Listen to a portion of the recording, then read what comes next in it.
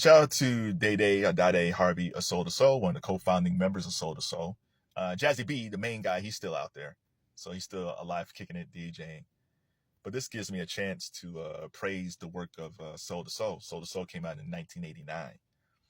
And in that 80s period, you had a streak of Black British acts that were iconic or just great, led by Sade. So you had Sade, you had Loose Ends, you had Terence, Trent, D'Arby, you had Soul to Soul, and one is still one of my favorite acts. I love them all, but the brand new Heavies. We don't hear the Heavies enough, but the brand new Heavies was like the last one that really kicked hard. But Soul to Soul, when they came out, they were just like a breath of fresh air, man. Like the look was different, because you could tell it was from the UK, but it was a different look, different vibe. Keep On Moving is just one of those tracks where it just puts you in a better mood. It just says like, yeah, keep on moving, don't stop. It's just, if you're feeling down, put that track on. Karen Wheeler's vocals on that, she sang like an angel.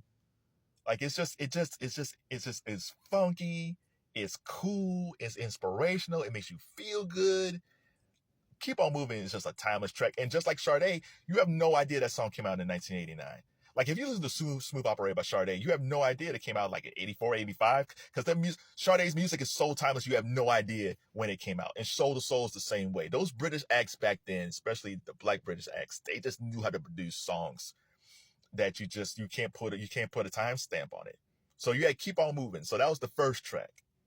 Then you give us Back to Life. Now, Back to Life, the remix, like once again with Karen Wheeler, sounding like an angel, just beautiful, beautiful. So the remix was great. But what got me is like when I first got the album, Keep On Moving was out. I got the album, and Back to Life, the acapella was on it. Well, not the remix, it's the acapella. Karen White singing her heart out. And you just say, oh man, this is cool. Like it's just, oh man, this is a really cool acapella. And then we get to the 2:14 mark. Out of nowhere, boom!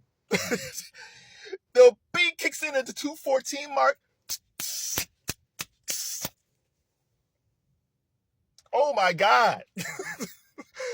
You got 2.5 minutes of an acapella that out of nowhere, they gave you a beat in your eardrum that blew your mind. Do yourself a favor. Go find the acapella version of Back to Life. Get a really good pair of earphones. Put those things on and just let it ride out. Just listen to Karen Wheeler. Just sing, and wait till that 2:14 mark. And your life is going to be changed. Like, oh my God, this is the best thing I ever heard in my life. I remember I kept on replaying that. It's like, I can't believe they did this on this song. Such a beautiful song. As much as I love Keep On Moving, that acapella version of Back to Life we don't hear that enough on the radio, but oh my God, that's one of the best produced songs ever. And then another track that's underrated that we don't hear at all probably is Jazzie's Groove, where Jazzie B's talking and he says, what is soul to soul? We're a sound system. There's 3 of us from the north side and 2 from the east. It's so good, man. Oh my God. I miss Soul to Soul. I miss the brand new Heavies. I miss Sade. I mean, Terence, Trent, D'Arby's still out there doing stuff. His name's different now. Yeah, Loose Ends was like hanging on a string. Like I miss the Black Brits. They were cool. So shout out to Daddae Harvey. I will tell you one thing that they did leave behind, that we still see today, is locs and braids, especially from Soul to Soul and from Terence, Trent, D'Arby. Because if you go back to 1989, people are still doing flat tops, high top fades. Bobby Brown's Gumby cut. Kwame had the high top fade with the blonde streak. So cats was still doing high top fades back then. And then it switched to baldies because Michael Jordan started rocking the baldy cuts. And then D'Angelo popped up and he started doing cornrows. And then Allen Iverson had his cornrows, and it just kind of exploded with the cornrows.